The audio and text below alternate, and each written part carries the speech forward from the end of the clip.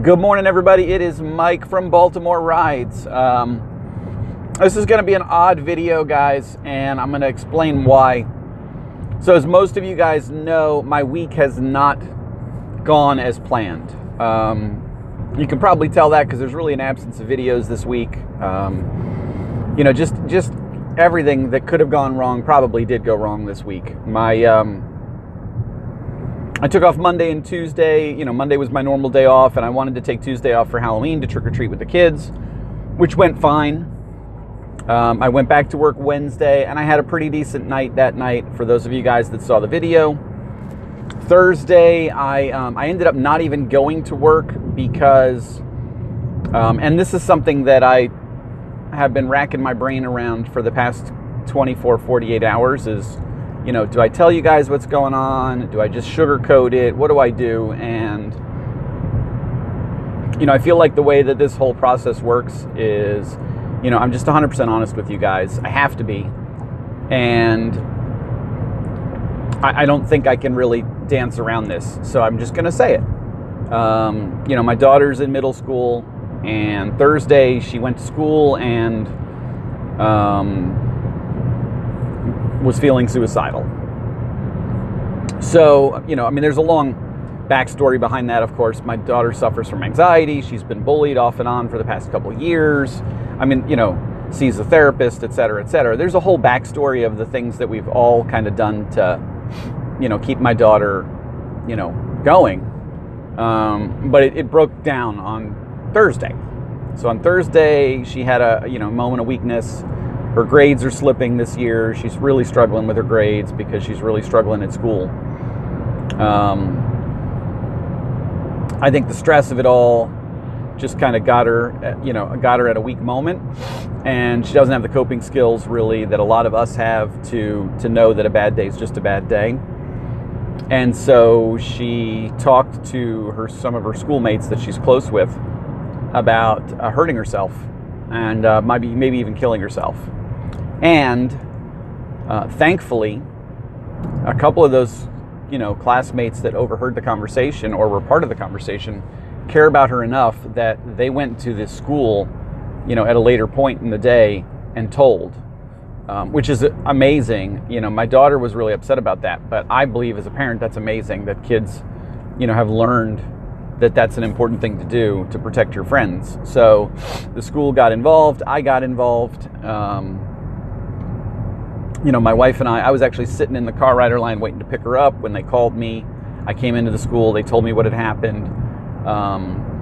Based on their advice, the youth services hotline that they reach out to, we went and had her evaluated. So I took her to the local emergency room here in Westminster, had her evaluated. My daughter and I spent basically the whole night there. We left school at 3:00. We didn't get out of the emergency room until 10 o'clock that night. But everybody thought that she was okay. Nobody thought there was any credible risk of harm. And so my wife, myself, the hospital, everybody kind of thought that. Everybody thought it was kind of like a cry for attention, or a possibility that she was, trying to draw the attention away from the fact that she was struggling with her grades. So we went home. So that's why I didn't work Thursday. Yesterday, Friday, I said to myself, okay, I'm going to work a double.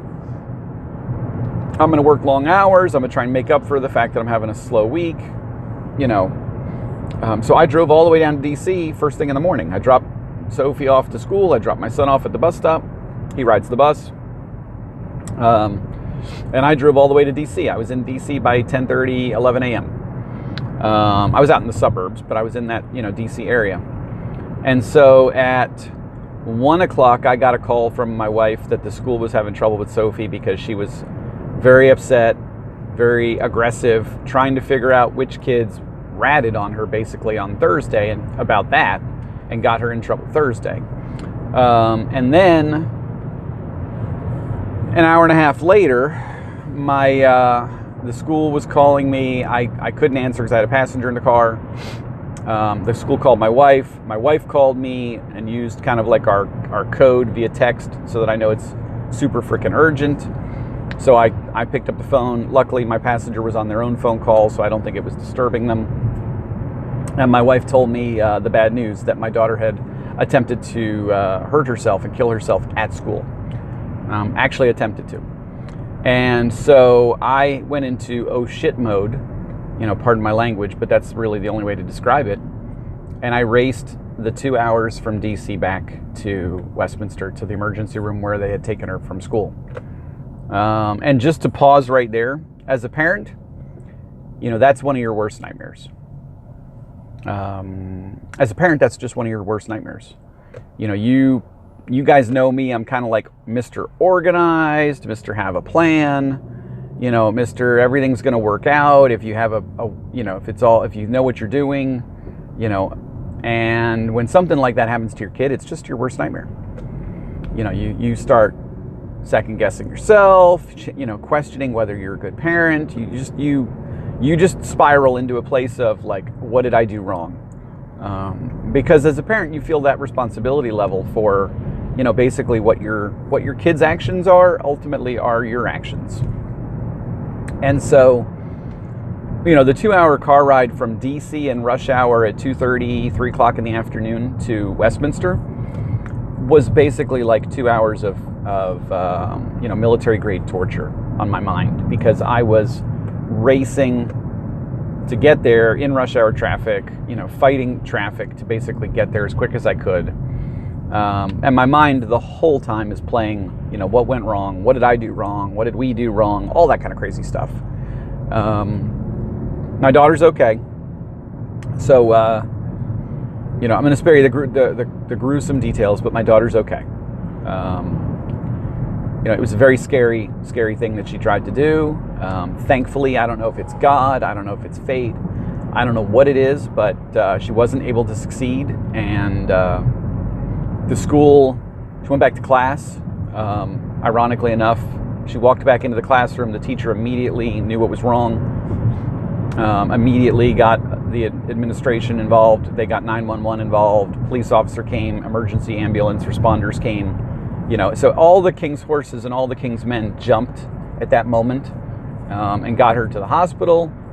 But at that point, everything really changed. My daughter's anxiety, depression, and the year and a half's worth of kind of like very what I would call mediocre attempts at hurting herself, talking about suicide as a way to I think reach for attention and reach for help, with counselors, parents, school, etc. All of a sudden ramped up to 11, because this was it. Like, this was her really trying. And so the school basically said, look, we've got to get her to the hospital. The hospital said, I can't release her into your care because this is scary. She's a credible risk to herself and others right now. Because it's not even 24 hours, and it escalated from talking about it to trying to do it. So we spent all of yesterday, trying to get my daughter into an inpatient program somewhere where they can, they can really help her kind of de-escalate and get her to a point where she's, thinking clearly about, what's going on. And so I made $60 yesterday. I was driving around. I made $60 before I got the call. I raced home, and that's that. I didn't get home till 5 a.m. The closest place we could find that had a spot opening for Sophie was all the way down in Gaithersburg, believe it or not. Because she's a minor, because she's 12, so they can't put you in with teens and or adults when you're that age.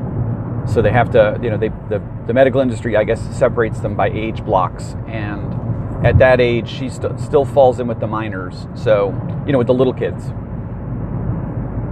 So Carroll County, where I live, doesn't have any kind of a facility that takes little kids.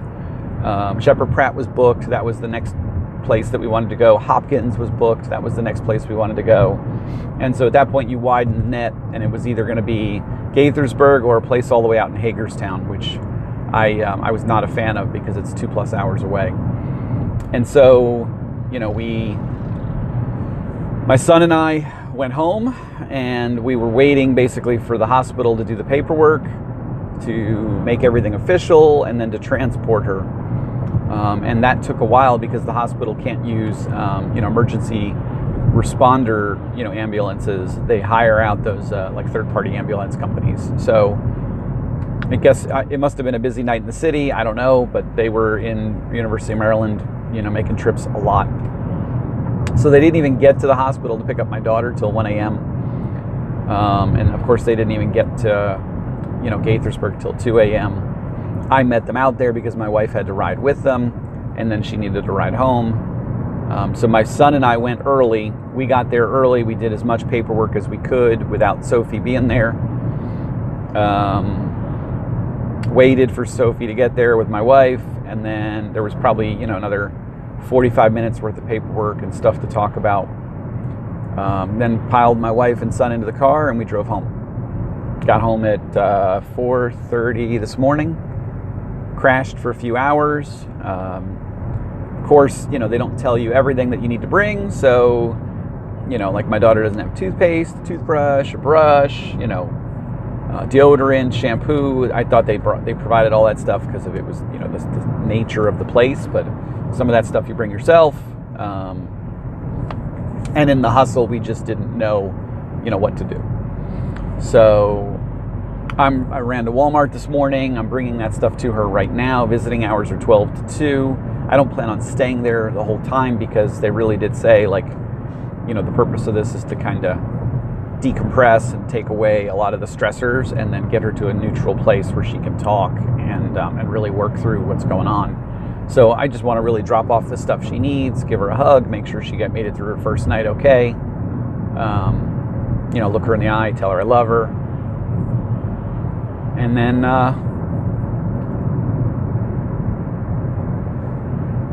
then try and work. So yeah. So there's that. Just give me a minute.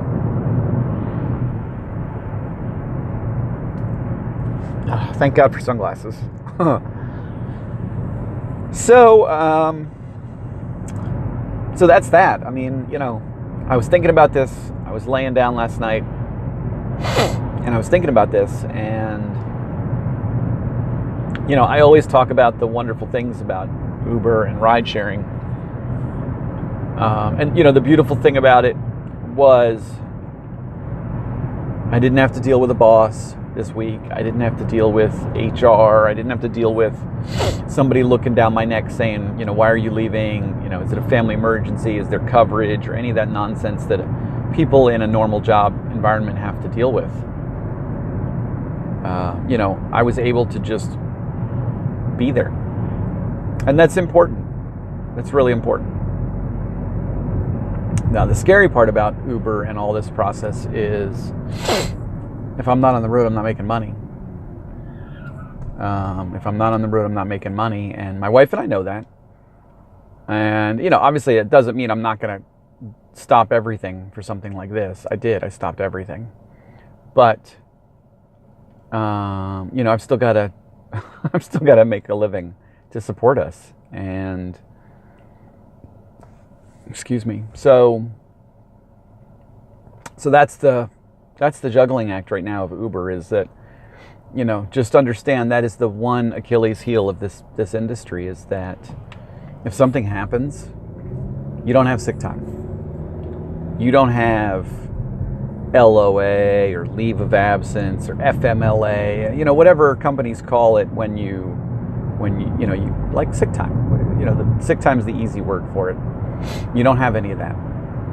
So if something goes down and you're not working, like the night my side mirror broke on my car, or this whole thing that's happened this week, or just, a million other little things that happen. You go on vacation, financially that can affect you. I'm in a good enough place financially that, a blip on the radar like this week is okay. It's okay. It doesn't put me in panic mode just yet. But, just know that, guys. That is the one Achilles heel of this industry. And, I'm not in a position financially where I can, nest egg a ridiculous amount of money. I'm supporting my family. We're doing a good enough job. We're paying the bills on time, but we still live pretty much paycheck to paycheck. We're not, millionaires. And I would like to, start that process of having an emergency fund. They say financially 3 months worth of all your bills, or whatever the magic number is in months. That's a daunting number, but I'd like to, creep towards that number at some point, because that would give you the stress-free ability to say, okay, something's happening, I don't need to worry. Right now I don't have that, and I have to worry a little bit. I know what my priorities are, and my priorities are always going to be around my family and my kids, but it just means I have to panic a little bit. And that means that, like my plans, I talked to my buddies, my plans this coming weekend to, not this weekend, the 11th, 12th, 13th, to go out of town and go, once a year we go camping. My buddies and I do kind of like a guy trip to Deep Creek. I'm going to cancel that. I just can't. My daughter, where she's going to be there for potentially a week or so. It's kind of a short-term process they go through, but it varies how many days they're there, kind of based on how much, their progress they're making. Could be 3 days, 5 days, 10 days. They don't know. But I can't see myself going on a guy's vacation with this going on with my family. I just can't. And so, everything is going to realign for the next few days for me around, visiting hours. They're very limited at this place. Right now they are 12 to 2 on the weekends, and then 6 to 7 on the weekdays. And they said that they would be willing to be flexible about that, because they know the distance that we're coming is pretty great. But whatever it is, I'm going to check on her every day. I'm just going to check on her every day, and then drive. I think the driving will do me good, because it'll keep my mind from wandering into a dark place myself.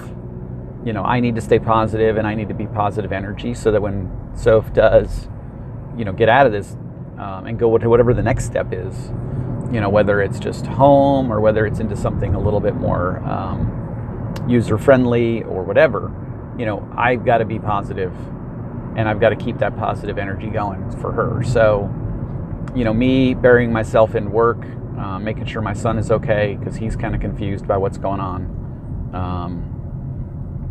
That's what I have to do right now. So I apologize to everybody about the craziness this week. I do. I didn't know whether to tell you guys or not. I mean, and obviously this isn't an Uber video. This is a me video, but it's important that I'm honest with you guys. It's important that you guys understand, and that this process that I'm going through, Uber, this change in my career, this, the things that I think about and do when I'm on the road, the things that we talk about, or I talk about and you listen, whatever the way you want to word it. You guys getting an insight into my head helps you to understand. A, that I'm a real person, and that this is all real. This isn't an act. I'm not Jake Paul. Jake Paul's a YouTuber that my daughter follows, who's like a funny guy, doing pranks and stuff. I'm not a celebrity. I'm just a guy doing this. And, and that's important that you guys see that, because, if I just glossed this over and didn't talk about it and didn't let you guys know, what was going on behind the scenes, then I'm predicating everything that goes on after that on smoke and mirrors. And I don't believe in doing that. I just don't. And we're okay. I don't want you to think that we're not okay. My daughter's in a safe place right now. She's getting the kind of help she needs to just kind of reboot and get herself back on track. She said it last night. I was making crazy decisions. I wasn't thinking clearly. And, that's why I was able to get to a place where I got to. And I need to get back to that place. And, for whatever reason, it's something that just kind of percolated and brewed these past couple weeks. Her mood has been getting, more and more complicated and more difficult. And, they said it could be a medicine thing. And my daughter does take a little bit of medicine to help her with her anxiety. They said sometimes when kids go through puberty and their body changes, their absorption or their adjustment to medicine changes, and a medicine that's helping can all of a sudden be making it worse, or just they become resistant. She was sidelined for 2 weeks because of a foot injury, so she wasn't dancing, and that's kind of one of those big things in her life that helps center her. It's her expressive out and creativity, and it's a physical thing for her. She burns a lot of calories doing it, and it's any athlete will tell you that it's like routine driven. You get used to the muscle fatigue, you get used to the muscle memory and all that stuff. And so, 2 weeks of being on the sidelines for that, plus what's going on with her body changing as she's, becoming a young woman and all that nonsense. A lot of things could have brewed inside there to make this happen. We don't really, we can't pinpoint it. Plus the stressors at school, plus the grades, plus mom and dad maybe giving her a hard time about her grades. I mean, a lot of different things led into it. I'm sure of that. But now it's a matter of, okay, this is what happened. We just need to figure it out. And, and then on top of that, I wanted to make sure my wife's okay. My wife got into a fender bender yesterday with her van because she was so stressed out about what's going on. She hit a car in the supermarket shopping, parking lot. Nothing major, just, dents, just stupid stuff.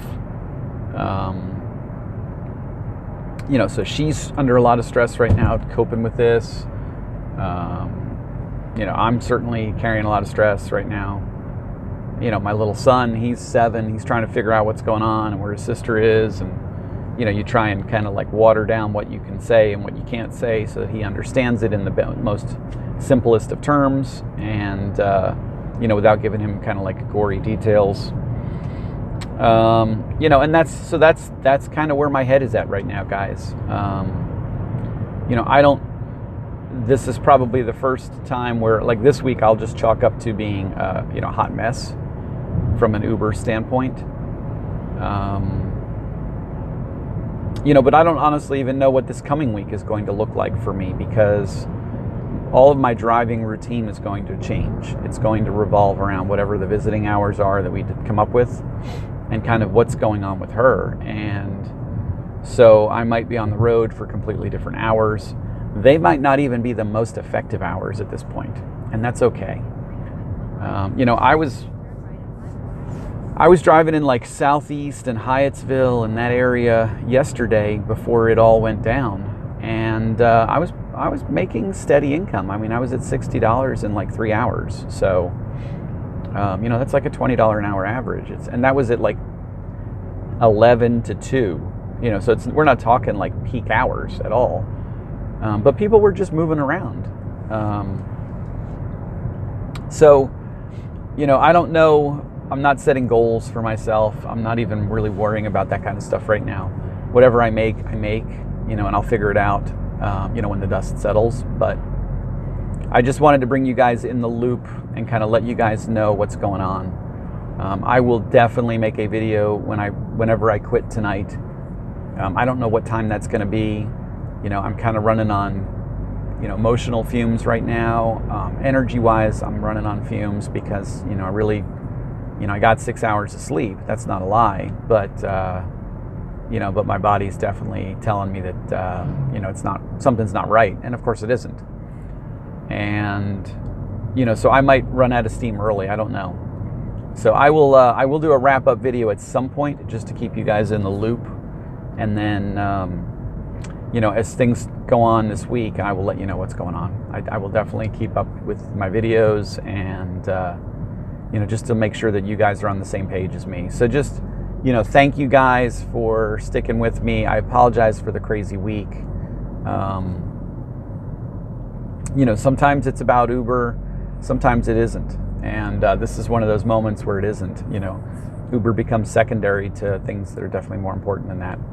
But I know, like anything else, this is a blip. You know, my family will get through it. My daughter will get through it. It's just, you know, right now it's definitely important. So thank you guys, and I will touch base later. Okay, guys? So I'll see you guys all later. Bye.